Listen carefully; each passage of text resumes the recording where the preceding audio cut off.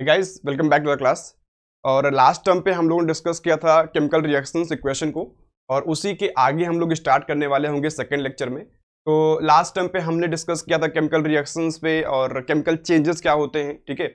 और कभी भी हम लोग किसी केमिकल फार्मूला लिखते कैसे, लाइक NaCl, अगर NaCl ही क्यों लिखा जाता है, ठीक है, Na और Cl क्यों लिखा जाता है, Na2Cl क्यों लिखा नहीं जाता है, तो उसको भी हम लोगों ने डिस्कस किया था कि कैटायंस और एनायंस आपस में कंबाइन करते हैं और वही क्या बनाते हैं, एक केमिकल फार्मूला बनता है। और किस पे डिपेंड करता है कि जब हम लोग क्रॉस मल्टीप्लाई करते हैं तो उससे जो इक्वेशन बनेगी, जो एक जो वर्ड इक्वेशन बनेगा, उसको हम लोग बोलते हैं क्या, मतलब सिंबल से बेसिकली बनता था। तो यार पाइनियर पे आपको हर चीज तो मिल ही रहा है, ठीक है, मतलब आपको मैथ्स पढ़ा रहे नीतीश सर, ठीक है, और अक्षय सर पढ़ा रहे हैं आपको फिजिक्स, मैं आपको केमिस्ट्री पढ़ा रहा हूँ, और बाकी और भी एजुकेटर्स आपके आने वाले हैं जो कि बायोलॉजी पढ़ाएंगे, आपका SST भी रहेगा, और बाकी सब्जेक्ट की भी यहाँ पे हर चीज का मतलब धीरे धीरे स्टार्ट होने वाला है। बाकी धीरे धीरे हम लोग ओलंपियाड की तरफ शिफ्ट होंगे, जैसे बोर्ड आपका कंप्लीट हो जाएगा हम लोग ओलंपियाड की तरफ शिफ्ट हो जाएंगे और फिर जमकर IIT नीट के लिए एकदम लग जाएंगे, ठीक है। बेसिकली एक चीज तो मैंने सीखा यार ना, मतलब कुछ टाइम में मैंने एक एक्सपीरियंस जो किया है वो सीखा है कि यार कि जितनी जल्दी स्टार्ट करोगे, मतलब अर्ली स्टार्ट एक सबसे बड़ा आपका बेनिफिट है, मतलब जल्दी स्टार्ट करो तो आपका बेनिफिट बहुत है। आपने 8th में 9th में 10th में स्टार्ट कर दिया तो आपका 11th में 12th में आपके पास कॉन्फिडेंस आ जाता है कि हाँ यार मेरा सिलेक्शन तो हो ही जाएगा, राइट। तो ये जो अर्ली स्टार्ट है ना, ये आपको बिल्कुल करना चाहिए, यानी कि आप जिस भी क्लास में हो, राइट, आप जिस भी क्लास में हो, लेकिन आप कहीं ना कहीं एक्स्ट्रा के चक्कर में रहो, यानी तुम्हें एक्स्ट्रा चीजें पढ़नी है, मतलब वही लेवल का पढ़ के, स्कूल लेवल का पढ़ के तुम्हें आगे नहीं बढ़ना भाई, तुम्हें आगे बढ़ना पड़ेगा, मेहनत करनी पड़ेगी, बिना मेहनत तो कुछ मिलने वाला नहीं, मेहनत करनी पड़ेगी, राइट। मतलब ओलंपियाड का तुम बनाओ, अपना गोल बनाओ कि मुझे ओलंपियाड निकालना है। ओलंपियाड का बनाओगे तो उसके चक्कर में सिलेबस जल्दी कंप्लीट होगा, और कहीं ना कहीं अगर सिलेबस जल्दी कंप्लीट हो गया तो तुम्हारे पास तो मतलब बेनिफिट ही बेनिफिट है, तुम्हारे पास 11th 12th में काफी टाइम मिल जाएगा, ठीक है। तो ये हो गया। आते डिस्कस करते यार, क्योंकि इंपॉर्टेंट बहुत है ये चैप्टर। मैंने बोला था कि इसका वेटेज हमारे एग्जाम में 3 से 5 या 7 नंबर तक हो जाता है, क्योंकि ये चैप्टर रिलेट करता है बाकी चैप्टर से, राइट, क्योंकि इसको पढ़ लिया तो बाकी चैप्टर्स आपके आसान हो जाते हैं, क्योंकि ऐसा होता है, राइट। ओके चलो, तो देखो केमिकल रिएक्शंस और इक्वेशन का ये सेकंड सीरीज है, और सेकंड सीरीज में जो पहला है ना वो ये है कि ये अपन का ये हो गया। हाँ, हम लोगों ने पढ़ा था chemical changes and physical changes. तो फिजिकल चेंजेस तो एक मामूली चेंज हुआ कि लाइक कि यार मतलब कि कोई भी एक सब्सटेंस था वो किसी भी सब्सटेंस में कन्वर्ट हो रहा होगा, फिजिकली कन्वर्ट हो रहा होगा, एक नया सब्सटेंस नहीं बन रहा है। जब भी चाहे हम उस सब्सटेंस को फिर से पुराने सब्सटेंस में कन्वर्ट कर सकते हैं, ये हमारी मर्जी थी, ये होता है फिजिकल चेंज। मैंने बोला कि क्या क्या कुछ नया सब्सटेंस बनता है, आपने बोला नहीं सर नया सब्सटेंस नहीं बनता था, वही सर उस सब्सटेंस को हमने चेंज कर दिया है, जब भी हमारा मन करेगा हम फिर से उसको बुला लेंगे, राइट। ये हो गया। चलो भैया, केमिकल चेंजेस क्या थे भाई? केमिकल चेंजेस आपके थे कि जहां पे एक नया सब्सटेंस बनता था, अगर याद होगा तो हमने बोला था कि केमिकल चेंजेस वो होंगे जहां पे एक नया सब्सटेंस बनेगा, राइट। कि कोई आपका सब्सटेंस ए था, कोई आपका सब्सटेंस ए था और वो बी में कन्वर्ट हो गया, कोई सब्सटेंस आपका ए था और बी में कन्वर्ट हो गया होगा, तो जो बी की प्रॉपर्टी होगी, पहली बात तो न्यू सब्सटेंस बनेगा, पहली बात तो वो एक नया सब्सटेंस बनने वाला होगा, नया सब्सटेंस एक बनेगा, और नया सब्सटेंस नई प्रॉपर्टी के साथ बनेगा, यानी कि इसकी प्रॉपर्टी, तो इसकी प्रॉपर्टी होगी वो प्रॉपर्टी बिल्कुल भी मैच नहीं करेगी पहली वाली प्रॉपर्टी के साथ। आ रहा होगा समझ में ना, यानी जो बी की प्रॉपर्टी होगी वो ए की प्रॉपर्टी से बिल्कुल भी मैच नहीं करेगी, यही होता है केमिकल चेंजेस। तो सर केमिकल चेंजेस में और फिजिकल चेंज में डिफरेंस क्या हुआ, मतलब ऐसा क्या हुआ कि वो चेंज नहीं, मतलब एक नई प्रॉपर्टी बन गई, और फिजिकल चेंज में प्रॉपर्टी क्यों मतलब अलग नहीं होती है, पहले हम लोग उसको समझना स्टार्ट करते हैं। एक लाइन लिखा हुआ नीचे आप लोग देख रहे होंगे यार सॉरी, दिया है कि in chemical reactions only rearrangement of atom takes place. अरे यानी कि जो आपके एटम्स हैं, अब भाई देखो यहाँ पे डॉल्टन्स ने एक वर्ड बोला था कि in chemical reactions only atoms participate, सिर्फ एटम पार्टिसिपेट करते हैं, राइट। तो एटम्स में क्या हो गया, सपोज करो कि मैं इसको मिटाता हूं और आपको दिखाता हूं अच्छे से। सपोज करो कि हाँ हाँ इसको इरेज करना पड़ेगा मुझे, ठीक है, ये मैं इरेज करता हूं और मैं आपको कुछ बढ़िया सा दिखाता हूं कि एटम्स का रीअरेंजमेंट कैसे हुआ, यानी ये लाइन का मतलब क्या हुआ। इस लाइन का मतलब ये हुआ, कहाँ गया अपना, ना इधर ये है। सपोज करो कि हमने एक इक्वेशन लिखा, आपको पता होगा H2 होता है ना, H2, H2 प्लस Cl2, और ये क्या बनते हैं, ये बनते हैं HCl बनता है। बैलेंस करना है, जरूरी है, जरूरी तो है सर, बैलेंस करना चाहिए। तो ये कितना होगा, ये 2HCl, ठीक है, बैलेंस हो गया। अभी हम सिखाएंगे कैसे बैलेंस करते हैं हम लोग, एकदम हलवा चीज होता है। मतलब छोटे इक्वेशन तो हम लोग कर सकते हैं, बड़े इक्वेशन तो रेडॉक्स से होते हैं, लेकिन हमें 10th तक तो छोटे इक्वेशन छोटे पढ़ने होते हैं, राइट। ये हो गया। अब तुम बॉन्डिंग अगर देख पा रहे हो यार, तो अब एक कोवेलेंट बॉन्ड होता है, ठीक है, बता देता हूं आपको, पता भी होगा। इसमें जो बॉन्डिंग होगी, ये बॉन्डिंग कुछ इस तरीके से होती है। इसमें बॉन्डिंग ये होती है, यानी ये बॉन्डिंग हो गई। क्लोरीन में बॉन्डिंग कुछ सेम बॉन्डिंग होती है, सिंगल बॉन्ड यहाँ बने होते हैं, राइट। तो यहाँ बॉन्डिंग है, लेकिन तुम HCl में देख रहे होगे तो HCl में कुछ बॉन्डिंग ऐसी है, HCl बॉन्डिंग ऐसी है, यानी कि तुमको अच्छे से दिख रहा होगा एक चीज कि यार पहले बॉन्डिंग यहाँ थी इनके बीच में, इनके बीच में, अभी बॉन्डिंग इनके बीच में हो रही होगी और 2 HCl बन रहे होंगे, आपके 2 HCl बन रहे होंगे, राइट। मैं आपको अच्छे से लिख देता हूँ, गंदा लिख, ठीक है, क्योंकि मैं फर्स्ट टाइम लिख रहा हूँ बोर्ड पे, हो सकता है इसकी वजह से। तो हुआ क्या है भाई सर, हुआ ये है कि जो ये पुराने बॉन्ड थे, ये बॉन्ड सर, ये बॉन्ड टूटना स्टार्ट कर दिए होंगे किसी भी रीजन से। हाँ, ये पुराने बॉन्ड थे आपके, ये पुराने बॉन्ड सर टूटना स्टार्ट कर दिए, और इनके बीच में सर नया बॉन्ड बनना स्टार्ट हो गया, यानी कि न्यू बॉन्ड एक इनका बनना स्टार्ट, हम लोग ऐसे डॉट डॉट लिखते हैं सर, नया बॉन्ड बनना स्टार्ट कर गया, ठीक है।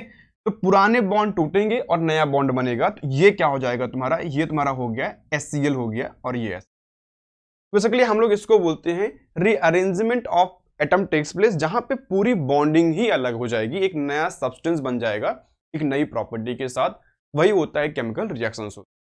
बाकी 2 लाइन और लिखा है, मैं आपको यहां दिखाता हूं, इस पेज पे दिखा देता हूं कि 2 लाइन का उस मतलब क्या हुआ है। कोई भी केमिकल रिएक्शंस होता है तो बेसिकली आप उस लाइन का मतलब जानते हो ऑलरेडी। एक केमिकल रिएक्शंस अगर होता है तो किसी केमिकल रिएक्शंस में 2 चीजें होती हैं, ठीक है, किसी भी केमिकल रिएक्शंस में 2 चीजें होती हैं बेसिकली।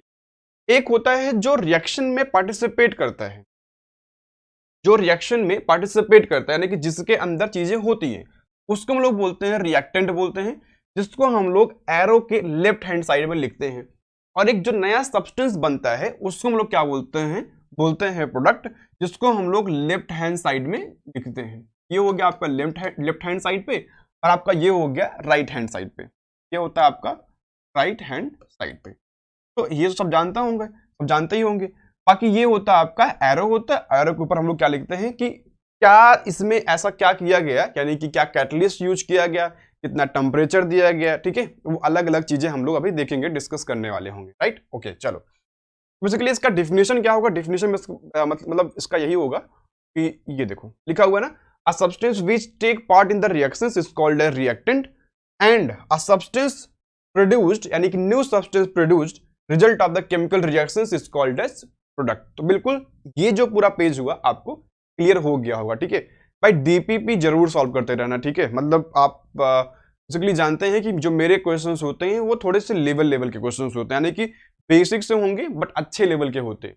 तो डेली में हर क्लास के बाद आपको डीपीपी देता रहूंगा, और डिस्क्रिप्शन में जाके डाउनलोड भी कर सकते हो, ठीक है, डीपीपी बिल्कुल सॉल्व करते रहो। अगर कोई डाउट होता है देन हम लोग एक दिन ऐसा रखेंगे सेशन ना, जिसमें हम लोग डाउट भी मतलब सॉल्व कर सके, ठीक है, तो डाउट भी हम लोग कर लिया करेंगे।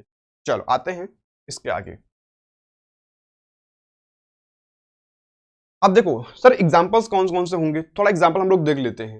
भाई आपका पहला एग्जांपल हो गया, ठीक है, एग्जांपल हो गया सॉरी, राइपनिंग ऑफ फ्रूट्स, ठीक है, यानी कि जो फ्रूट्स आपके फ्रूट्स होते हैं, आपके जो फल होते हैं वो पक जाते हैं नॉर्मली ना, उसका भी रीजन क्या है, वो भी एक केमिकल रिएक्शंस होता है, ठीक है, वो भी क्या है, केमिकल रिएक्शंस होता है। ये हो गया आपका, ठीक है। चलो सेकंड भाई डाइजेशन आपका होता है, ठीक है, ये भी ऑक्सीडेशन एक प्रोसेस है, सॉरिंग ऑफ मिल्क, ठीक है, जो आपका मिल्क होता है वो यानी कि उसका जो मतलब कि कर्ड में कन्वर्ट होता है, वो भी एक केमिकल रिएक्शन से होता है, जो कि राइपनिंग ऑफ फ्रूट्स हो गया, डाइजेशन हो गया आपका, सॉरिंग हो गया। देन हाँ रस्टिंग ऑफ आयरन, तो हमारे यहाँ पे एग्जांपल ही है रस्टिंग ऑफ आयरन और कोरोजन, ठीक है, कोरोजन और रेंसिडिटी हमारे यहाँ एग्जांपल्स ही हैं। ऑक्सीडेशन में मेनली बर्निंग ऑफ कैंडल। अब किसी भी चीज को अगर हम लोग बर्न करेंगे यानी कंबस्ट करेंगे वो क्या होगा, वो तो एक केमिकल रिएक्शन से ही होने वाला है बेसिकली। देन हो गया कंबशन, ठीक है। अब कंबशन की फिर से बात कर रहे होंगे, क्या होगा वो, combustion of glucose metabolic process, यानी कि हमारे अंदर जो डाइजेशन होता है बिल्ली, ठीक है, वही वाला है कि डाइजेशन ऑफ फूड। तो जो नहीं अच्छा लिखा हुआ है कंबशन, यानी ग्लूकोज का जो हमारे यहाँ एटीपी बनता है वो भी एक, यानी रेस्पिरेशन क्या हो गया, वो भी एक क्या है, वो भी एक केमिकल रिएक्शन है। एंड ग्रोथ ऑफ प्लांट, अब प्लांट का ग्रोथ आपको दिखेगा सर प्लांट तो छोटा था, प्लांट धीरे धीरे बड़ा हो गया सर, राइट। तो सर अगर प्लांट धीरे धीरे बड़ा हो रहा होगा तो हमें फिजिकल चेंज दिखेंगे ना, नहीं भाई, अंदर का मैकेनिज्म हमारी बॉडी में अलग है ना, हम तो फिजिकली देख पाएंगे ना। कि मान लो कि मैंने लास्ट टाइम पे एक एग्जांपल लिया था, एक छोटा सा बच्चा था और बच्चे के अंदर ग्रोथ हुई ग्रोथ हुई ग्रोथ हुई, धीरे धीरे वो बड़ा हो गया, तो सर आपने बोला था फिजिकल चेंज है। फिजिकल चेंज हम लोग उसको फिजिकली ऑब्जर्व कर पा रहे थे, राइट। मतलब प्लांट तो एक छोटा प्लांट था, धीरे धीरे बड़ा हो गया, तो उसको हम लोग फिजिकल चेंज बोलेंगे। लेकिन एक्चुअली उसके अंदर कुछ मेटाबॉलिज्म प्रोसेस हुआ होगा ना, यानी कि कुछ हार्मोन्स होंगी, विटामिन, मतलब कि जो उसके अंदर प्रोसेस होता है बायोलॉजी में, उसी के अकॉर्डिंग एक बना होगा एक नया सब्सटेंस। अब न्यू सब्सटेंस नहीं बोल सकते, बट हाँ उसको हम लोग उस तरीके से पढ़ सकते हैं हमारे बॉडी में तो नया सब्सटेंस बन ही रहा होगा, राइट। मतलब कुछ टूटेंगे तो कुछ बनते होंगे यार, सिंपल सी बात है। ये हो गया आपके कुछ एग्जांपल्स हो गए। आते हैं नेक्स्ट पेज पे और इसका आगे हम लोग कंटिन्यू करते हैं। चलो तो यार आता है कि सर कभी भी केमिकल रिएक्शंस अगर होंगे हम पहचानेंगे कैसे, ठीक है। यानी कोई अगर केमिकल रिएक्शंस हो रहा होगा सर हम उसको पहचानेंगे कैसे। एक काम करते पहले हम लोग उसको समझते हैं कि पहचानेंगे कैसे। तो कुछ कैरेक्टरिस्टिक्स होंगे जिनसे हम लोग पहचान सकते हैं कि यार केमिकल रिएक्शंस हो रहे होंगे। इसमें पहला आता है एवोल्यूशन ऑफ गैस, यानी कि अगर किसी रिएक्शंस में गैस निकल रही होगी, यानी कि एवोल्यूशन ऑफ गैस हो रहा होगा, तो वो केमिकल रिएक्शंस होगा। सेकंड है फॉर्मेशन ऑफ प्रेसिपिटेट। अब सर प्रेसिपिटेट क्या होता है भाई, पीपीटी बोलते हैं इसको, ठीक है, पावर पॉइंट नहीं बोलते। मतलब पीपीटी का मतलब यहाँ पे पावर पॉइंट नहीं है, प्रेसिपिटेट है, राइट। कुछ लोग बोले सर पावर पॉइंट कहाँ से आया, नहीं भाई पावर पॉइंट नहीं है अपना, ये पीपीटी है, यानी कि प्रेसिपिटेट है। थर्ड हो गया change in colour. Change in colour यानी कि अगर जो सब्सटेंस बनता है वो सब्सटेंस में नया एक कलर आ गया, ठीक है। अब कलर का यार हम लोग यहाँ पे सीधा बोल नहीं सकते कि कलर हमेशा रिस्पॉन्सिबल होगा एक नई प्रॉपर्टी के लिए, कोई जरूरी नहीं है, ठीक है। कलर तो फिजिकल चेंज में भी हो सकता है, ओके। डी पे आते हैं चेंज इन टेम्परेचर। अब चेंज इन टेम्परेचर तो भाई एक अलग चैप्टर है, ये थर्मोडायनेमिक्स, ठीक है। मतलब इसको तो हम लोग एक अलग चैप्टर में करते हैं और आपका केटीजी इसी पे है। यानी कि केमिस्ट्री में जो टेम्परेचर है ना वो एक काइनेटिक एनर्जी है, उसको हम लोग डिस्कस करेंगे आगे। देन चेंज इन स्टेट्स, ठीक है, चेंज इन स्टेट। तो बेसिकली इतनी चीजें होती हैं। अब स्टेट यार आपका फिजिकल चेंजेस भी था, ठीक है। इसमें और इसमें मैं थोड़ा मैंने लिख दिया कि इसमें हम लोग कंफ्यूजन होता है, तो बेसिकली इसके माध्यम से हम लोग बता सकते हैं कि अगर किसी रिएक्शंस में गैस बन रही होगी और प्रेसिपिटेट बन रहा होगा, टेम्परेचर का लेन देन हो रहा होगा, ठीक है, या तो इवॉल्व हो रहा होगा या तो एब्जॉर्ब हो रहा होगा, तो हम लोग बोलेंगे कि सर वो क्या है, सर वो केमिकल रिएक्शंस है, ओके। चलो तो एक एक करके हम लोग इसको डिस्कस करना स्टार्ट करेंगे और इसके एग्जांपल्स हम लोग यहाँ पे लेने वाले, ओके। चलो बाकी जो बच्चे नए होंगे यार, ठीक है, सब्सक्राइब कर देना। अभी हम लोग क्वेश्चंस भी करने वाले होंगे, ठीक, आपके लिए बहुत सारा हम लोग वर्क कर रहे हैं भाई, तो धीरे धीरे चीजें धीरे धीरे आएंगी, ओके। तो पहला चीज है यार एवोल्यूशन ऑफ गैस, ठीक है। पहला है एवोल्यूशन ऑफ गैस और मैंने एग्जांपल लिया है फॉर्मेशन ऑफ हाइड्रोजन। कुछ लोग जानते होंगे हाइड्रोजन गैस बनाने की मेथड होता है लेबोरेटरी में, ठीक है। अगर हमें लैब में बनाना हुआ हाइड्रोजन तो ये है हमारा एवोल्यूशन ऑफ गैस। तो कुछ केमिकल रिएक्शंस में, ठीक है, are characterise by the evolution of gas, यानी कि कुछ केमिकल रिएक्शंस में हम लोग उसको क्या करते हैं कि गैस के, अगर कुछ रिएक्शंस में गैस निकल रही होगी बेसिकली, तो हम लोग उसको क्या बोलते हैं, केमिकल रिएक्शंस बोलते हैं। जैसे हमने एक रिएक्शन किया, हमने जिंक के ग्रेन्यूल्स लिए, ठीक है। अब मैं दिखाता हूं आपको नेक्स्ट पेज में, बेसिकली ये ऐसे होता है। हमने लिया जिंक लिया, उसका ग्रेन्यूल लिया यहाँ पे, ठीक है, ये हो गया जिंक का ग्रेन्यूल, मतलब उसके छोटे छोटे टुकड़े लिए बेसिकली, और उसको हम लोग डायल्यूट H2SO4 यानी कि H2SO4 आपका एसिड होता है, उसके साथ हमने रिएक्शंस किया। और जब हमने इसका रिएक्शन किया तो यहाँ से, ठीक है, डिलीवरी ट्यूब यानी कि यहाँ से रिएक्शन बाहर निकलती है, हाइड्रोजन गैस बाहर आएगा और यहाँ से बबल्स के फॉर्म में, ठीक है, एक सोप सोल्यूशन यानी उससे रिएक्शन ना करे क्योंकि उसमें डिजोल्व होगा नहीं तो आगे निकल जाएगी गैस। तो जब गैस आगे निकल रही होगी यहाँ पे कुछ इस तरीके से, मैं कलर चेंज करके दिखाता हूँ आपको, ये आपका होगा कुछ इस तरीके से आपका निकल रहा होगा। बेसिकली ये जब हम लोग कैंडल कोई लाते हैं ना, तो ये पॉफ साउंड बेसिकली ये कैसा करता है, उससे अगर टकराएगा तो हम लोग क्या बोलते हैं उसको, बर्निंग ऑफ हाइड्रोजन गैस। यानी कि अगर हाइड्रोजन गैस हमें चेक करना हुआ, अब यार गैस तो आपको कुछ भी निकल सकता है, तो कैसे चेक करेंगे सर कि हाइड्रोजन ही है। शायद कुछ लोगों ने इसको रिएक्शन भी किया होगा स्कूल में, मतलब ये एग्जाम्पल तो हम लोग स्कूल में करते करते हैं, मतलब हर बच्चा करता है। तो शायद ऐसा स्कूल हुआ आपका, तो करते होंगे यार सर। अब बच्चे बोलेंगे कि सर हमारे यहाँ तो नहीं होता है, भाई चेक कर सकते हो सकता है तुम्हारे स्कूल में होगा, या तो बाकी तुम यूट्यूब पे सर्च कर सकते हो आपके यहाँ, तो मतलब प्लीज इसका एग्जाम्पल, इसके तो पूरा अच्छा सा वीडियो होगा, पड़ा होगा, ठीक है। तो अगर हमें चेक करना हुआ कि वो जो गैस थी वो हाइड्रोजन गैस थी, तो हम लोग क्या करेंगे, कैंडल लेके जाएंगे, और अगर पॉप साउंड होता है, ठीक है, अब पॉप साउंड तुम लोग जानते होगे, ठीक है, तो पॉप साउंड की तरह अगर हमें सुनाई पड़ता है, तो बेसिकली वो क्या हुआ, वो होता है कि हाइड्रोजन गैस से, मतलब उससे हमें प्रूव होता है कि हाइड्रोजन गैस है। तो हाइड्रोजन गैस का मेनली एक टेस्ट है, ये है हाइड्रोजन गैस का एक टेस्ट होगा। ओके, तो हमने वही लिखा है यहाँ पे, हमने यहाँ पे यही लिखा हुआ है, ठीक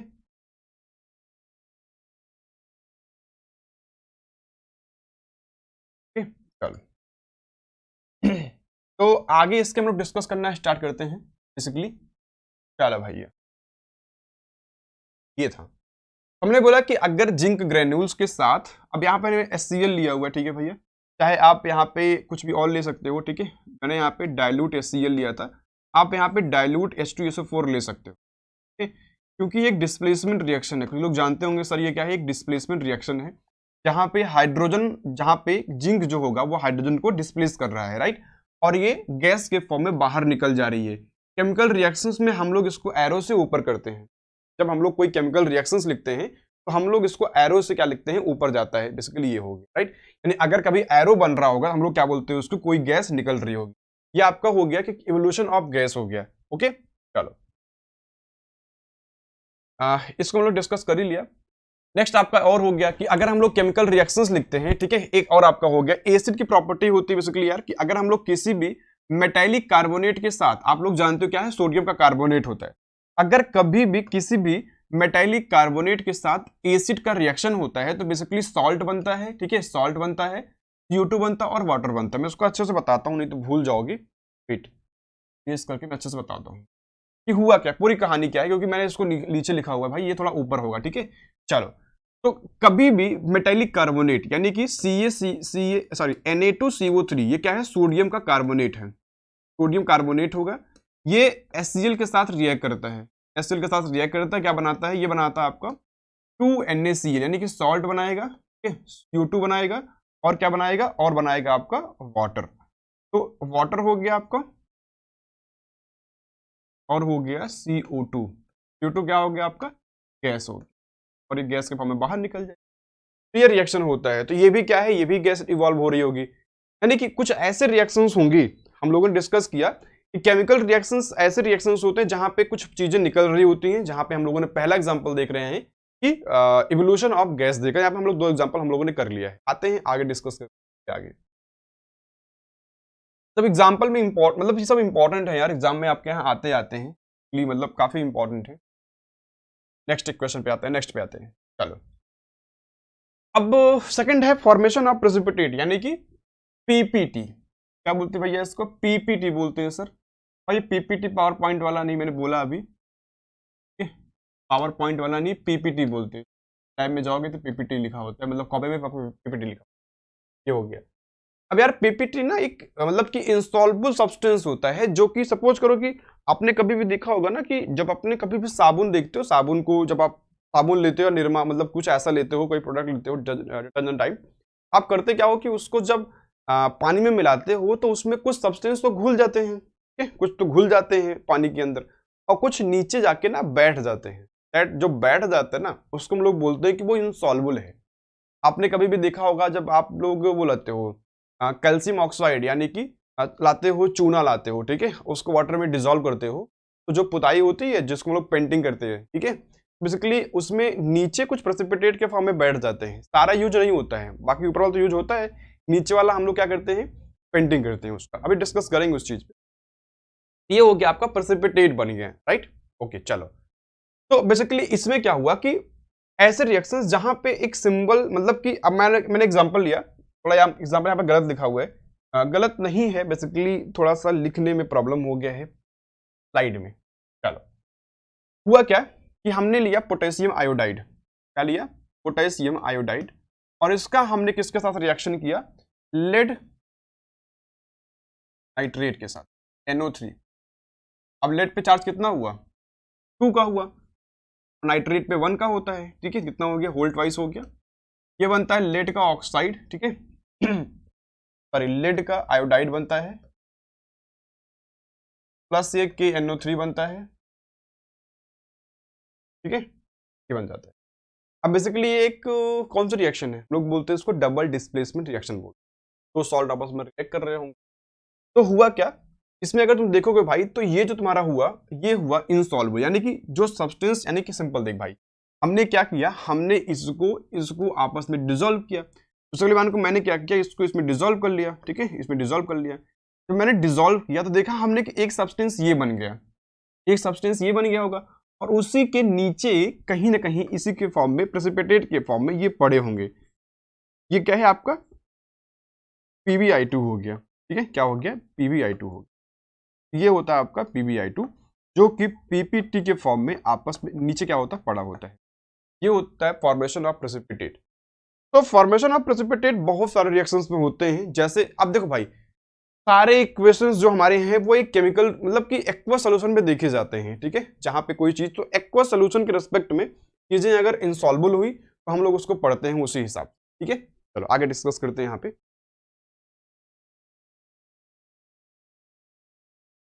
ये हमारा हो गया, प्रेसिपिटेट का हो गया, राइट। नेक्स्ट आते हैं चेंज इन कलर, ठीक है। अब चेंज इन कलर ये हो गया यार कि थोड़ा सा स्लाइड में इधर उधर हो गया है, बस डिस्कस करते हैं हम लोग कि समटाइम्स, ठीक है, some reactions are characterized by change in colour, कि अगर आपके रिएक्शंस में जो रिएक्टेंट था और प्रोडक्ट में एक नया कलर आ गया होगा, हम लोग बोलेंगे चेंज इन कलर बोलेंगे। Basically the chemical reactions between citric acid and पल्पर KMnO4, ठीक है। आप लोग जानते हो ना KMnO4 कैसा होता है? पर्पल होता है। अगर हम लोग इसके बीच में सिट्रिक एसिड का, ठीक है, सिट्रिक एसिड का करते हैं रिएक्शन, तो बेसिकली पोटेशियम जो पोटेशियम परमैंगनेट होता है ये, ठीक है, चेंज इन कलर हो जाता है उसका, कैसा? पल्पर में, यानी कि पल्पर से कैसा हो जाता है? कलरलेस हो जाएगा बेसिकली, ठीक है। तो ये होता है।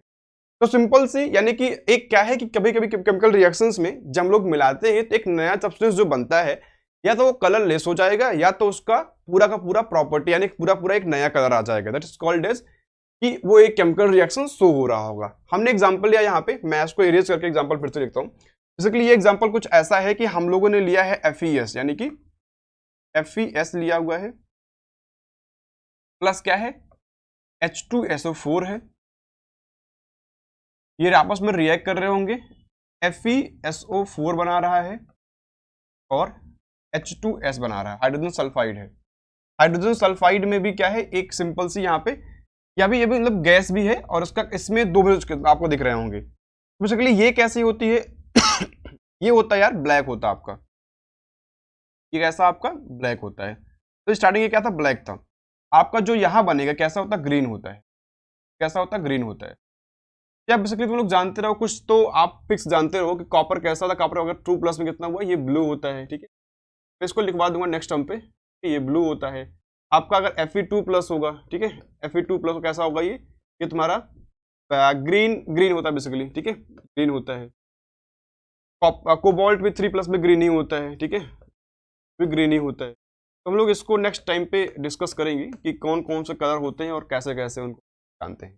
बेसिकली ये हो गया जिसको हम लोग कुछ टाइम पे मतलब पढ़ रहे हैं, राइट। मतलब कि बेसिकली कलर के माध्यम से भी हम लोग किसी रिएक्शंस को पहचान सकते हैं।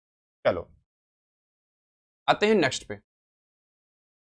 नेक्स्ट हो गया कि टेम्परेचर का चेंज। अब टेम्परेचर का चेंज तो भाई इंपॉर्टेंट है हमारे यहाँ, मतलब टेम्परेचर का चेंज आपको आना चाहिए कि क्यों इंपॉर्टेंट है वो भी हम लोग डिस्कस करेंगे।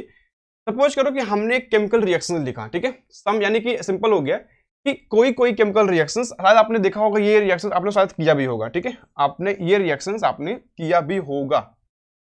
क्विक लाइम का रिएक्शन आपने पहले भी किया होगा। तो क्विक लाइम आपका अपने अपने घर में कभी वो होता है ना, जो चूना आता है यार, आपने देखा होगा, हम लोग वाटर में डिजॉल्व करते हैं और बहुत तेजी से उसमें लगता है कि कोई चीज बॉयल करना स्टार्ट कर जाता है, राइट, ये हो जाता है। तो मैंने बचपन में देखा हुआ था ऐसी चीज। ये हो गया। क्या बोलते हैं इसको? इसको हम लोग बोलते हैं क्विक लाइम बोलते हैं, ठीक है, क्विक लाइम या कैल्शियम ऑक्साइड बोलते हैं, क्विक लाइम या कैल्शियम ऑक्साइड। इसको हम लोग लाते हैं मार्केट से और वाटर में डिजोल्व कर देते हैं। तो बड़ी तेज से ये बॉइलिंग करना स्टार्ट कर, यानी कि इसमें क्या होता है, हीट रिलीज होता है और बेसिकली क्या बनाता है स्लैग्ड लाइम। क्या बोलते हैं इसमें लोग? बनाते हैं हम लोग स्लैग्ड लाइम बोलते हैं। थोड़ा गंदा लिखा है मैंने। क्या बोलते हैं? स्लैग्ड लाइम बोलते हैं, यानी कैल्शियम का हाइड्रोक्साइड बोलते हैं, ठीक है।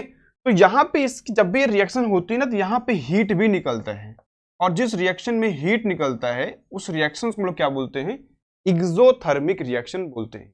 अगर हमें हीट देनी पड़ेगी, यानी इस रिएक्शन को स्टार्ट करने के लिए अगर हमें हीट देनी पड़ती, तो इसको हम लोग बोलते हैं कि इंडोथर्मिक रिएक्शन हो गया, राइट। और अगर रिएक्शंस के बाद में हमें हीट मिलती है, तो लोग क्या बोलेंगे कि वो क्या हुआ? एक्सोथर्मिक रिएक्शन हो। यानी अगर हीट एब्जॉर्ब हुई, हमें देनी पड़ी, इंडो हुआ।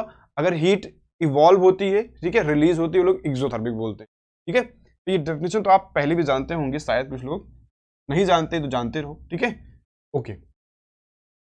तो बेसिकली दो टाइप के होते हैं, एक होता है आपका इंडोथर्मिक, ठीक है, आपका एक होता है यार इंडोथर्मिक और एक आपका होता है एक्सोथर्मिक, ठीक है। एक आपका होता है इंडोथर्मिक और एक होता है एक्सोथर्मिक। इंडो और एक्सो दो एग्जांपल होते हैं हीट के, ठीक है। एक हो गया आपका इंडोथर्मिक और एक होता है आपका एक्सोथर्मिक। इंडोथर्मिक बेसिकली वो हो गया जहां पे हमें हीट देनी पड़ेगी। हम लोग डिस्कस करते हैं एक्सो के बारे में। Chemical reactions in which energy is released in the form of heat, यानी कि यहाँ पे एनर्जी रिलीज होगी हीट के फॉर्म में। सिंपल सी बात है। हमने क्या लिया? हमने लिया क्विक लाइम को, उसका हमने किया रिएक्शन किसके साथ? वाटर के साथ, और क्या बन गया? बन गया स्लैग लाइन विथ हीट। अगर इस रिएक्शन में हीट इवॉल्व होगी, हम लोग क्या बोलेंगे? ये कैसे रिएक्शन है? ये है एक्सोथर्मिक रिएक्शन। अब आप पहचान नहीं पाओगे ना यार, मान लो चलो कि यार ये तो आप आप बता ही रहे हो कि क्या है, ये एक्सो है, क्योंकि आपको हीट मतलब क्योंकि एक एग्जांपल आपके कॉमन थोड़ा सा मतलब आप जानते हो इसको। लेकिन कुछ भी आपको हवा में रिएक्शन दे दिया जाए, ठीक है, जिसका आप नाम ही नहीं जानते हो, अभी आपने सुना ही नहीं है, क्या आप बता पाओगे? आप बता नहीं पाओगे। इसलिए आपको हमेशा उस रिएक्शन में हीट लिखा होगा। अब देखो डिस्कस करता हूं कि हम लोग कैसे हीट निकालते हैं, ठीक है, बताता हूं कैसे हम लोग पहचानते हैं कि उसमें हीट निकल रही होगी, एब्जॉर्ब कर रही होगी। सिंपल से बताते हैं, अभी आगे देख लो इसको। आते हैं इस स्लाइड पे। ये हो गया, सिंपल सी बात है। अगर जिंक, ठीक है, जिंक का रिएक्शन किसके साथ हुआ? एग्जांपल यहाँ पे देख लो, सिंपल, कि जिंक हुआ और जिंक ने किसके साथ रिएक्शन किया? H2SO4 के साथ। तो ये अभी हम लोगों ने एग्जांपल इसका लिया भी था, ठीक है, डायल्यूट H2SO4, डायल्यूट H2SO4 था। इसमें भी हीट इवॉल्व होता है, इसमें भी हीट इवॉल्व होता है, इसमें भी हीट इवॉल्व होता है। इसको भी हम लोग एक्सो ही बोलेंगे। क्या बोलेंगे? एक्सो बोलेंगे। बोलेंगे कि ये क्या है? एक्सोथर्मिक रिएक्शन है। तो कुछ कॉमन सी बातें होती है कि अगर हमें रिएक्शंस में, यानी कि सिंपल सी बात है कि अगर हमें साथ में लिखा रहेगा, ठीक है, अब इसको डिस्कस करो फिर हम लोग, मतलब इसको तुम लोग करो फिर बताता हूं मैं, हम लोग पहचानेंगे कैसे। अब देखो ये तो बेसिकली यार दिया हुआ है ना, हमें लिखा हुआ है, ऊपर स्लाइड में लिखा है कि एक्सो है, लेकिन हम लोग पहचानेंगे कैसे, ये भी यहाँ पे इंपॉर्टेंट है।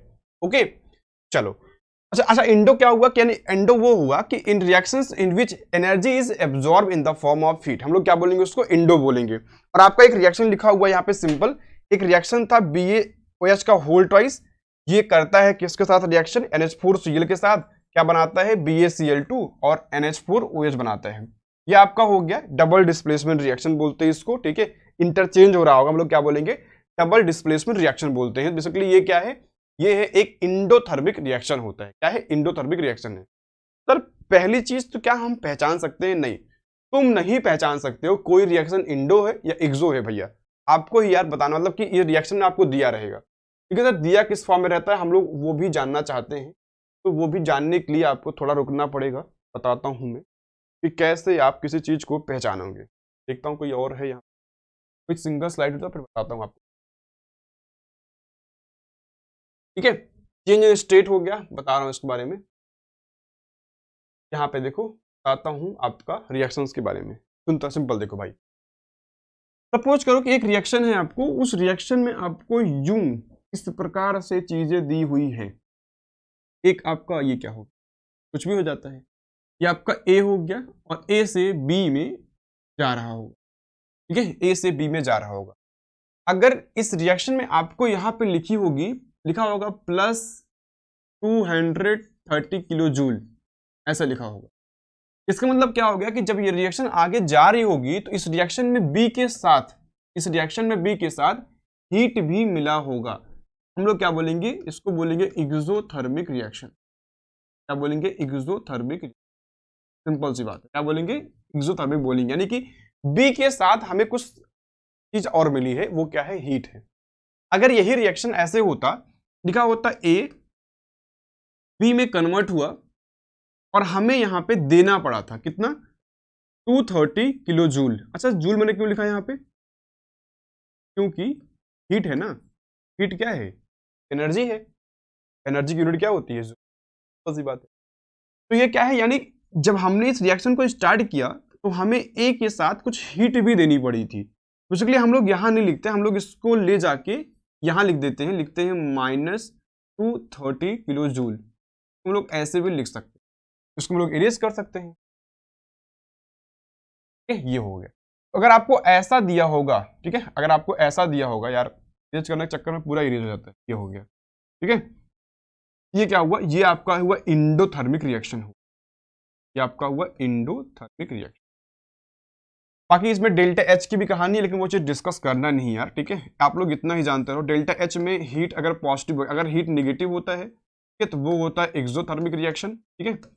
और अगर आपका डेल्टा एच दिया होगा, एंथैल्पी बोलते हैं इसको बेसिकली, ये हुआ पॉजिटिव, ये कैसा होता है, ये होता है इंडोथर्मिक। ये आपका एक्सो और इंडो कुछ ऐसे टाइप का होता है, तुम लोग यहाँ पे लिख, सिंपल सी बात, राइट, ओके। अच्छा, जैसे ये, हाँ ये तो कंप्लीट हो गया ना अपन का, ओके। चलो आते हैं यहाँ पे, चेंज इन स्टेट। अब चेंज इन स्टेट तो आप जानते ही हो सर, फिजिकल भी हो सकता है। आपने कभी भी देखा ना, कैंडल को देखा होगा जलते हुए, कैंडल पहले सॉलिड था, गायब हो गया धीरे धीरे, क्या हो गया, धीरे धीरे गायब हो गया। तो वो बेसिकली क्या हुआ, वो भी एक केमिकल रिएक्शन होता है, राइट। अब इसमें दोनों हो सकते हैं। यहाँ सपोज करो कि कभी आपने अमोनिया को जलाया होगा HCl में, ठीक है, तो बेसिकली ये क्या है, गैस होता है और सॉलिड में कन्वर्ट हो जाता है। आपने देखा होगा शायद, पता है ये कैसा है, ये है बेसिकली आपका, ये गैस के फॉर्म में होता है अमोनिया, ठीक है, यहाँ पे दिख नहीं रहा है। इसको हम लोग जो हीट करते हैं, ठीक है, ये होता है आपका HCl, ये हो गया, सॉरी NH3 हो गया, गैस के फॉर्म में बेसिकली। और इसको हम लोग हीट करते हैं सिंपल HCl के साथ, क्या बनता है, ये बनता है NH4, ये हो जाता है। बैलेंस कर लोगे, ये क्या है आपका, ये आपका सॉलिड होता है और ये क्या हुआ, आपका गैस होता है, ठीक है। तो सिंपल गैस से सॉलिड में कन्वर्जन हो रहा होगा, ठीक है। यहाँ पे ये चीजें कन्वर्ट समझ में आ गया होगा।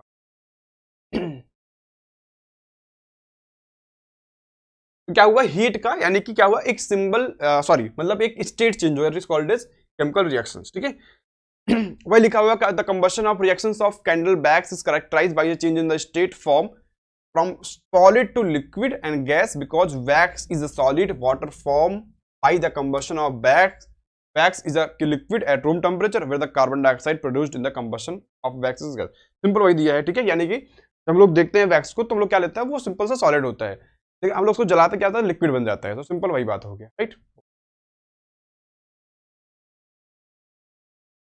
अब यहाँ पे दो चीजें और है, ठीक है, उसका एग्जाम्पल और हो गया एक, हाँ अच्छा, हाँ एक चीज और दिया है यार, कभी कभी हमें रिएक्शंस में दोनों चीजें दिखती हैं, ठीक है। जैसे इस रिएक्शन में, सिंपल देखो, इस रिएक्शन में ये हो गया सॉलिड और ये हो गया आपका एसिड, और ये क्या हुआ, हाइड्रोजन गैस इवॉल्व भी हो गया। हमने बोला था कि ये एक्सो भी है, ये एक एक्सो रिएक्शन, एक्सोथर्मिक रिएक्शन भी है। तो अगर ये एक्सोथर्मिक हुआ तो कभी कभी हमें एक ही रिएक्शन में कई प्रॉपर्टी दिख सकती है, ठीक है, सिंपल सी बात ये हो, राइट। आगे आते, ये तो नई चीज नहीं थी, ये तो वही चीजें था जो हम लोगों ने डिस्कस कर लिया है। आगे आते हैं, आगे डिस्कस करते हैं इसकी। अब दो चीजें और हैं, ठीक है, एक होता है रिवर्सिबल रिएक्शन आपका और एक होता है आपका इरिवर्सिबल रिएक्शन। हमें इस पे भी यहाँ पे डिस्कस करना है, राइट। हमें यहाँ पे डिस्कस करना है कि रिवर्सिबल और इरिवर्सिबल रिएक्शंस क्या होते हैं। भाई देखो, अगर हम लोग फिजिकल चेंज पढ़ रहे थे, ठीक है, अगर आपको याद होगा तो हम लोग फिजिकल चेंज पढ़ के आए थे।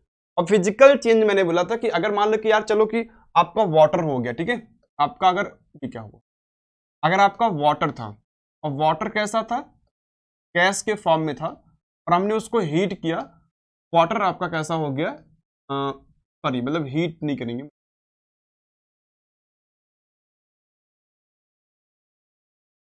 यूज करना है, ठीक है।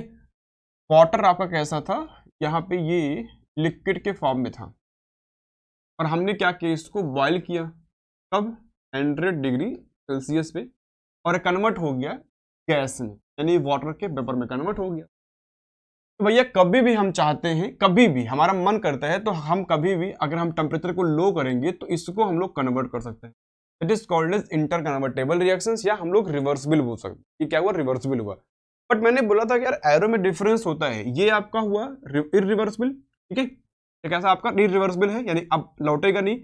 ये आपका होता है इंटर कन्वर्टेबल, यानी कि जब भी चाहें हम लोग एक वो बी में कन्वर्ट कर सकते हैं, हमारा मन है। आपका थर्ड ये होता है रिवर्सिबल रिएक्शन, क्या बोलते हैं, रिवर्सिबल बोलते हैं। ये रिवर्सिबल बेसिकली ये होता है जब भी हम लोग चाहे कन्वर्ट कर सकते हैं। तो इसको अच्छे से डिस्कस करेंगे हम लोग कि दोनों में डिफरेंसेस क्या है, हर एक चीज को डिस्कस करेंगे यहाँ पे। चलो, कि रिवर्सिबल क्या हुआ, रिवर्सिबल भाई ये हुआ, देखो रिवर्सिबल का सिंबल ना ऐसे बनता है, इसको हटाओ मैं अच्छे से बताता हूँ आप। हमने क्या लिया, हमने लिया H2 गैस लिया, हमने लिया H2 गैस और हमने क्या किया, उसको I2 में मिला दिया, ठीक है, I2 में मिलाया, दोनों को मिलाया और बना क्या, बेसिकली ये बन रहा है हाइड्रोजन का आयोडाइड, यानी कि हाइड्रोजन आयोडाइड बन रहा होगा, HI बन रहा होगा। अब रिवर्सिबल होता क्या है, जब जैसे जैसे आपस में रिएक्ट करेंगे, सपोज करो कि गैस के फॉर्म में थे और ये भी गैस के फॉर्म में थे, ठीक है, जैसे जैसे आपस में कंबाइन करेंगे तो क्या होगी, उसी टाइम रिएक्शन आगे बढ़ना स्टार्ट होगी, ठीक है, मतलब आगे क्या होगी, बढ़ना स्टार्ट होगी। जैसे ये बढ़ना स्टार्ट होंगे यार, तो जैसे ही बनेगा ना, ये कहेंगे नहीं हम बनना नहीं चाहेंगे, हम फिर से लौटना चाहेंगे। तो जैसे जैसे बनेगा ये फिर से लौटना स्टार्ट कर देगा, यानी कि एक ही टाइम पे बन भी रहा होगा, यानी ये क्या हो रहा है, कंबाइन कर रहा होगा और ये टूट रहा होगा, फिर से HI जो होगा आपका H2 में और I2 में फिर से टूट रहा होगा, सिंपल सी बात है यहाँ पे। तो एक क्या हुआ, एक प्रोसेस आपका आगे जा रहा होगा, इसको हम लोग बोलते हैं फॉरवर्ड रिएक्शन। क्या बोलते हैं, ये रिएक्शन आपका आगे जा रहा है, क्या बोलेंगे, फॉरवर्ड रिएक्शन है, फॉरवर्ड रिएक्शन है। और ये आपका क्या है, बैकवर्ड रिएक्शन है। तो सर कौन चलता है तेजी से और कौन चलता है धीरे से, भैया दोनों इक्वल स्पीड से चलेंगे, ठीक है, दोनों इक्वल स्पीड में चलते हैं।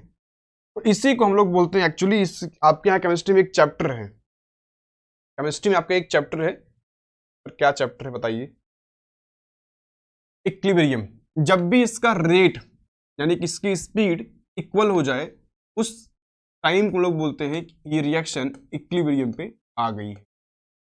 तो केमिकल रिएक्शंस जो होते हैं इक्विलिब्रियम वाले, यानी कि जो रिवर्सिबल होते हैं, वो कभी भी कंप्लीट नहीं होते हैं, यानी कि एक सिंगल सब्सटेंस बनता नहीं है। अब इसको तुम लोग समझ सकते हो यार ऐसे कि अब कैसे इसको समझाऊं, रिवर्सिबल मतलब ये हो गया कि रिवर्सिबल मतलब ये होगा कि एक अगर सब्सटेंस बन रहा होगा, जैसे ही कुछ बनना होगा वो फिर से कंबाइन करना स्टार्ट कर देंगे, ठीक है, फिर से वो लौटना स्टार्ट कर देंगे। तो बनता रहेगा, लौटता रहेगा, बनता रहेगा, लौटता रहेगा, बनता रहेगा, लौटता रहेगा। जब बनने और लौटने की स्पीड, ठीक है, बनने की और यानी कि फॉरवर्ड की स्पीड और बैकवर्ड की स्पीड इक्वल हो जाए, that point is called as कि ये जो रिएक्शन है ये इक्विलिब्रियम पे आ गई है। बस ये कहानी होता है। 11th में एक चैप्टर है केमिकल इक्विलिब्रियम, ठीक है, और वो दो पार्ट में है, केमिकल में और आयनिक इक्विलिब्रियम में। आप लोग अगले साल इसको हम लोग पढ़ाएंगे इसको। अब यार सेकंड क्या होता है आपका, इरिवर्सिबल होता है कि किसी रिएक्शन को हम लोग अगर मतलब कोई रिएक्शन परफॉर्म करेगी और लौट के आए ही नहीं, यानी कि कोई चांस ही नहीं है लौट के आने का। सपोज कर मैं पेपर लेता हूं, मैंने एक कार्बन लिया, उसको मैंने जला दिया, अब वो यार CO2 बन गया, ठीक है, और बाहर निकल गया। अब CO2 थोड़ी लौट के बना सकते भाई इस सब्सटेंस को, तो ये क्या है, हमेशा के लिए क्या है, ये इरिवर्सिबल है। अच्छा एक चीज और होता है भाई, सिंपल जानते रहो हमेशा के लिए, कि कभी भी अगर आपका रिवर्सिबल रिएक्शन होता है तो रिवर्सिबल रिएक्शंस एक क्लोज्ड वेसल में कराया जाता है, एक क्लोज्ड वेसल में कराया जाएगा। इसको लोग बोलते हैं क्लोज्ड वेसल, यानी कि बंद बर्तन में कराएंगे, एक बंद बर्तन में कराएंगे, क्लोज्ड वेसल,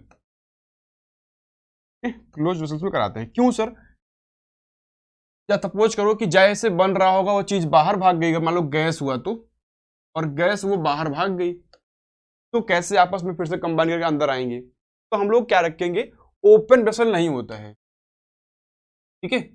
इसको समझाने के लिए देखो सिंपल समझो कि बर्तन जो होगा जहां पे हम लोग रिएक्शंस कर रहे होंगे वो बंद बर्तन होगा, जिससे जो प्रोडक्ट बनेगा आपस में फिर से कंबाइन करना है, ठीक है। तो कंबाइन करना है इसलिए हम लोग उसको बंद बर्तन में रखेंगे कि वो रिएक्शन करके स्कैप ना कर जाए, उसी में रहे, तो वो फिर से कंबाइन कर जाएंगे और क्या बना लेंगे प्रोडक्ट। ये आपका हो गया रिवर्सिबल एंड इरिवर्सिबल रिएक्शन हो गए, राइट।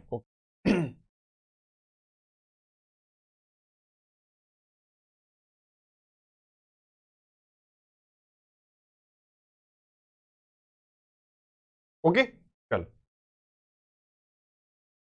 आते हैं हम लोग कुछ रिएक्शंस को, कुछ हम लोग क्वेश्चन डिस्कस करना स्टार्ट करते हैं। ठीक है, chemical formula of lead sulphate. तो लेड सल्फेट का फॉर्मूला चलो बताओ तुम लोग, मैं देखता हूँ कितने लोग कमेंट कर रहे हो लेड सल्फेट का फॉर्मूला। बताओ ABCD बताओ तुम लोग, ABCD में लेड सल्फेट का फॉर्मूला बताओ तुम लोग, देखते हैं कितने लोग आता है लेड सल्फेट।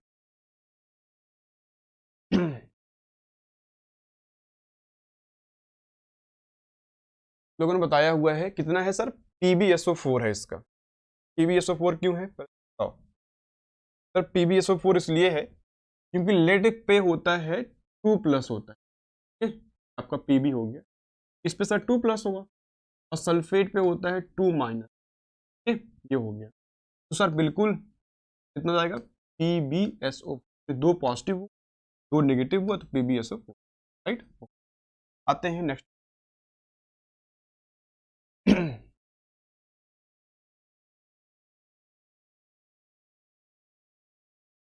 सेकंड है कि which information is conveyed by a balanced chemical equation.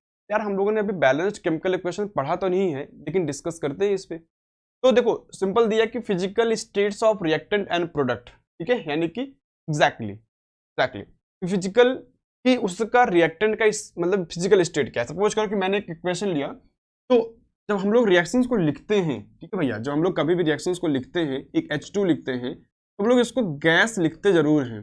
I2 लिखेंगे तो हम लोग इसको गैस जरूर लिखते हैं, ठीक है। ये हो गया, कुछ बनेगा आगे तो हम लोग उसको लिक्विड गैस या सॉलिड लिखेंगे। तो बिल्कुल ये कन्वे तो करता है, कोई रिएक्शंस ये कन्वे तो करेगा। सेकंड दिया है कि symbol and formula of the substance involve in the reaction.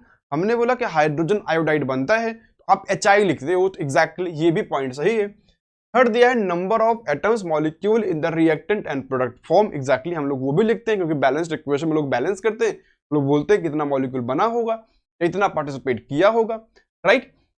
Fourth दिया है कि वेदर रिएक्शंस, ठीक है, पर्टिकुलर रिएक्शंस एक्चुअली फिजिबल और नॉट। या देखो फिजिबल का मतलब होता है क्या कोई रिएक्शंस अपने आप जा रही है, फिजिबिलिटी मतलब होगा कि स्पॉन्टेनियस हो गया नॉन स्पॉन्टेनियस। यार ये तो आपका थर्मोडायनामिक्स का पार्ट हो गया, बट इसको तुम समझना बहुत जरूरी है। फिजिबिलिटी का मतलब हो गया कि कौन सा रिएक्शंस स्पॉन्टेनियस है, मतलब कि अपने आप हो रहा होगा, ठीक है, सॉरी स्पॉन्टेनियस क्या बोलते हैं इसको, स्पॉन्टेनियस यानी कि अपने आप, या नॉन स्पॉन्टेनियस, दोनों का मतलब समझ लो ध्यान से, ठीक है। दोनों का मतलब समझो, स्पॉन्टेनियस या नॉन स्पॉन्टेनियस हुआ क्या, ऐसे रिएक्शंस जो अपने आप होते रहते हैं आगे, ठीक है। ऐसे रिएक्शंस जो अपने आप होंगे, हमें कुछ कराना नहीं पड़ता। मान लो कि वेपराइजेशन हो गया, ठीक है, मान लो कि नदी का पानी हो गया, अपने आप सूख जाता है, ठीक है, सुखाना थोड़ी पड़ता यार उसको, अपने आप पानी चला गया, वो क्या हुआ, वो हुआ स्पॉन्टेनियस प्रोसेस, ठीक है, वो क्या हुआ, स्पॉन्टेनियस प्रोसेस हुआ। नॉन स्पॉन्टेनियस हो गया कि हमने हमने खुद करवाया उसको, यानी कि हमने कंडीशन प्रोवाइड किया कि हमने बर्तन लिया, पानी लिया, उसमें पानी को हमने खौलाना स्टार्ट किया, यानी कि सिंपल उसको हीट दिया, और उसके वेपर बनेंगे 100 डिग्री सेल्सियस के बाद, तो वो क्या हुआ, नॉन स्पॉन्टेनियस, यानी कि हमें करवानी पड़ी। तो वो रिएक्शंस यानी हम लोग थोड़ी उसको किसी बैलेंस केमिकल इक्वेशन में हम लोग वो नहीं लिखते हैं, राइट। तो आपका डी ऑप्शन हो गया, यानी इसमें डी ऑप्शन हो गया। आते हैं नेक्स्ट क्वेश्चन। दिया है कि in electrolytic decomposition of water gives H2 and O2 in the ratio of. अब ये तो मैंने अभी करवाया नहीं है, सिंपल से बोला है कि अगर कोई बैलेंस्ड केमिकल इक्वेशन है, ठीक है, इलेक्ट्रोलिटिक डिकम्पोजिशन यानी कि हम लोग वाटर है, वाटर को, अब यार ये डिकम्पोजिशन रिएक्शन है बेसिकली, इसको हम लोग H2 में और I2 में ब्रेक, सॉरी H2 में और O2 में ब्रेक करते हैं, बैलेंस्ड करेंगे। बैलेंस्ड करने में हमने देखा ये कि यार इधर 2 हाइड्रोजन है, इधर 2 हाइड्रोजन है, इधर 1 ऑक्सीजन है, तो 2 ऑक्सीजन है, तो ऑक्सीजन के साथ क्या है, नाइंसाफी हो रही है। तो नाइंसाफी कैसे होगी कि यार नाइंसाफी नहीं होने देंगे due to law of conservation of mass. तो ये हो गया आपका 2 ऑक्सीजन। तो हाइड्रोजन ने बोला कि ये क्या कर दिया, मैं 4 हो गया, तुम तो मतलब मैं इधर 4 हो गया, उधर 2 हो गया, इसके चक्कर में मेरे घर बेकार कर दिया तुमने बोला अच्छा ठीक है तुमको भी 2 कर देते। तो ये बैलेंस हो गया केमिकल इक्वेशन, ठीक है। ऐसे ही बैलेंस करते हैं, सिंपल, मतलब हिट एंड ट्रायल बोलते हैं ना इसको, मतलब कि करते रहेंगे बैलेंस हो ही जाएगी। तो कह रहे हैं कि electrolytic decomposition of water gives H2 and O2 in the ratio of, in the ratio of अगर हम लोग डिस्कस करते हैं तो ये कितना हुआ, ये इसका मास निकाल लो। एक हाइड्रोजन होता है कितना, 4, एक ये 4 हुआ, ये कितना होगा 32 होगा, 32 कितना आएगा 8 आएगा ना, सिंपल मैथ्स, ठीक है। कितना होगा, अच्छा ये क्या दिया हुआ था, ओ मैंने मास निकाला इन द रेशियो, अच्छा सॉरी मैंने मास का निकाल लिया एक्चुअली। तो कितना हुआ यार 2:1 हो जाएगा, ठीक है, सिंपल सी बात है। नहीं वेट 1:2 बाई वॉल्यूम दिया हुआ है, ठीक है, 8:1 by volume, H2 and O2, 8:2 तो पॉसिबल ही नहीं है, 1:2 पॉसिबल नहीं है, तो रेशियो कितना हो गया, हाँ वॉल्यूम से ले सकते हैं, कितना हो गया वॉल्यूम होगा, सिंपल आपका पहला ऑप्शन, राइट। क्योंकि मास का देखो H2 एंड O2 दिया होगा ना, तो रेस्पेक्टिवली ये नहीं हो पाएगा, अगर इसका होता 1:8 होता हम लोग कर सकते।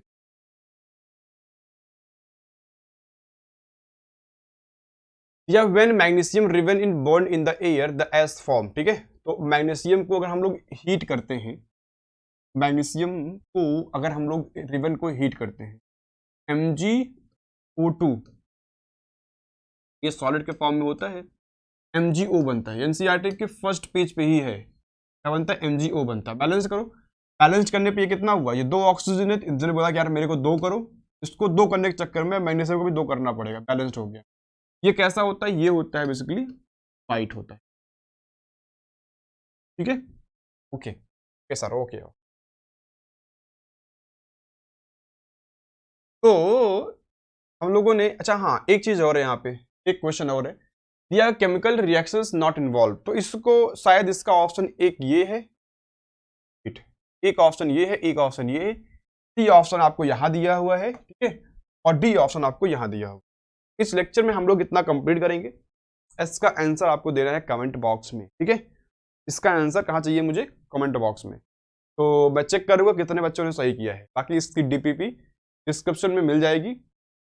सारे बच्चों को शेयर करो, ठीक है, हर बच्चे को शेयर करो, और वीडियो हर बच्चों तक पहुंचाओ इसको, ठीक है, क्योंकि आपको पूरा कंटेंट मिलने वाला है यहाँ पे, DPP और पूरा अच्छे से नोट्स भी तैयार कर रहे हैं, टेलीग्राम चेक करते रहना तुम लोग, हर चीज़ आपको वहाँ पे मिल जाएगा, ठीक है। चलो तो इतना करते हैं, बाकी सब्सक्राइब करते हो, लाइक करते रहो यार, और हम लोग मिलते हैं नेक्स्ट क्लास में, ठीक है। चलो तो bye bye and take care.